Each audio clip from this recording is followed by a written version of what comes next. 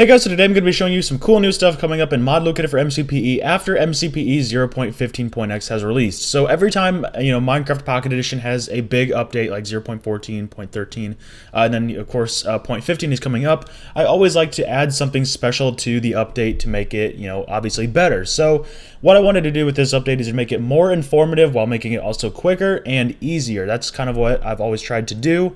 And the way you've scrolled through mods, viewed mods, and just tried to, and textures and servers as well, it's just been the same for a while. It's just a list of buttons, and you click on it. It has, a description, or for servers, it just automatically adds it to the game right away.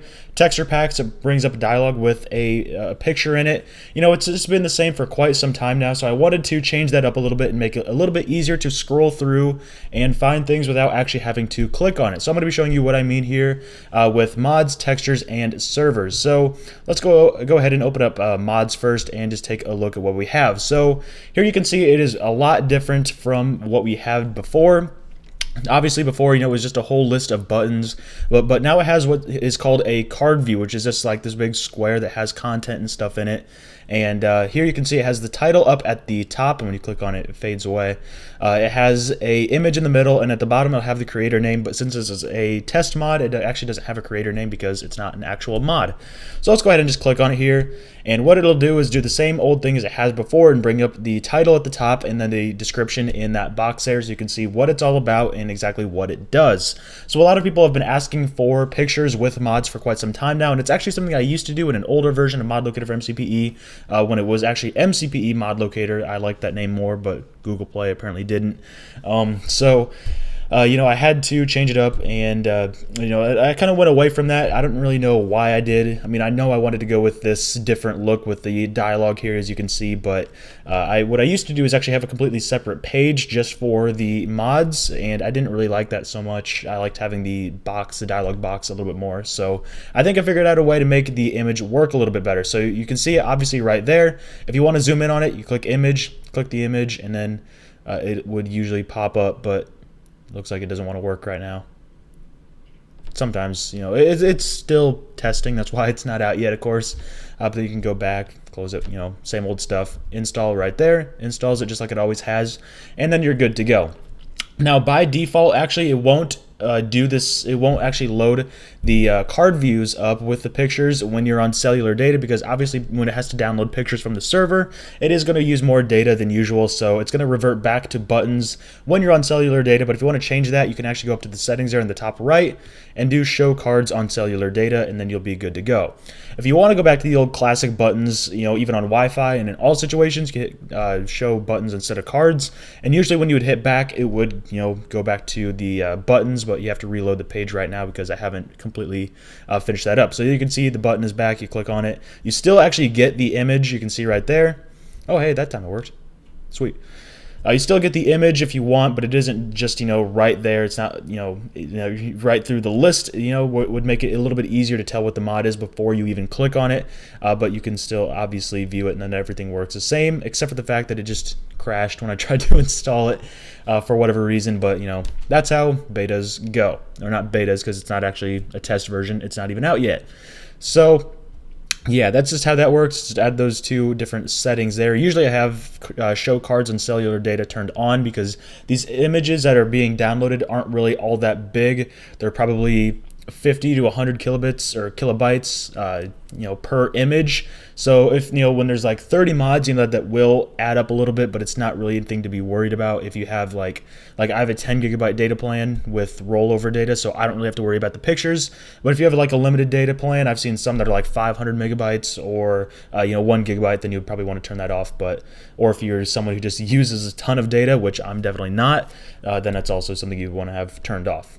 So, and that's also why it's off by default. So let's move on to texture packs, and texture packs are really, really similar to this. Obviously, there's not a whole lot else you can change with that, but it's got the same thing, the same picture too. It's just a test picture more than anything. Same thing, click on it, and it brings up the same old box here with the picture. You can click on it to go full screen, and then you hit install, and it'll just do its normal thing. There you go. Settings. Same kind of thing there. Show cards on cellular data. Show buttons instead of cards. same settings, but if you actually do that, if you do show buttons instead of cards on texture packs, it actually doesn't apply to mods. You can keep those separate if you want. I just figured some people might like that. So same thing. Whoops. That's just all I really did with texture packs. I think that's really a lot more helpful with texture packs. You can actually see when I hit go back, it does apply. So I do have that with texture packs, just not mods yet. Anyways, it just makes it a lot easier to tell, what the texture pack is before you even click on it. It just makes it a lot easier, so you can just scroll and scroll and scroll, and then of course, it'll, you can see it. It makes it just a little bit faster, a little bit easier. And then you're good to go. So also this is taken in the I almost forgot to mention this, and this is a big part, but it's kind of taken the same thing with mods, what I did with 0.14.x. So with 0.14.x, I made it so mods are actually added from the server instead of being integrated into the app via an update. So basically all I have to do is add new texture packs to my server, then you open up the page, and then it will show the latest texture packs and stuff like that in this list. Instead of having to add it to an update and then submit that update to the Google Play Store. And then when new stuff is added, if you're subscribed to this content, you can see that checkbox at the top. It'll actually give you a notification when new stuff has been added. Usually I'll add like 4 or 5 at a time. And with mods, it's actually been really, really successful. I actually don't have the 0.14.x page set up because I'm using it for 0.15 right now, which has been set up on the server side. But I've added 34 mods, I think, which in the past I've with adding it via an update, it's been more like 25. So I've gotten a lot more mods in, still adding more. I just did some yesterday. So I decided to do the same thing with texture packs. I don't know, I must have just bumped an ad. I did the same thing with texture packs, and hopefully we can get some more at a time, because it just makes it easier and quicker for me to be able to just throw some into the server, be good to go, instead of having to submit an update and just going through all that is kind of a pain. So glad that I got that added in, and I did the same thing with servers as well, and servers are where there is a pretty big change. Now, instead of reducing the steps for servers, I actually added a step before you get it added to your game. So basically, you just click on it, downloads the information from the server, because it's the same thing again. I can add servers from my VPS or my server computer out in Atlanta that will, it'll check for them from time to time and give you a notification when new servers have been added if you're subscribed to that content. And when you go to select it, it'll give you information about it, like the server name, address, max players, and the current status. Now, the thing with the current status is that it's actually not your phone checking for the status of the server. It's actually all server side. My server is, carrying the weight, basically checking to see I think it checks every minute or 5 minutes, somewhere in there.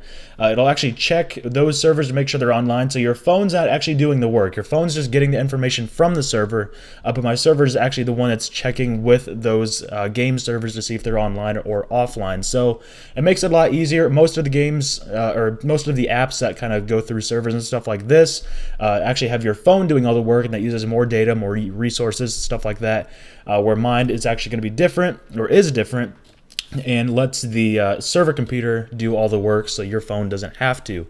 So that makes it a little bit easier, I think, and just gives you more information about the server before you join it. And what I also might do is actually show how many current players are online at a time. So maybe there's 25 on right now, so it would show you that here in the game. And then the server, of course, would be taking that weight as well, and would be doing all the work there. And then you just click Add to MCPE like before, and then it will be added to your game. Now, if you like the old way where you could just click through all of them and it would immediately add it to the game, you can go to the settings and check that if you preferred that. Then it just adds it like the old way, immediately adds it on a button press.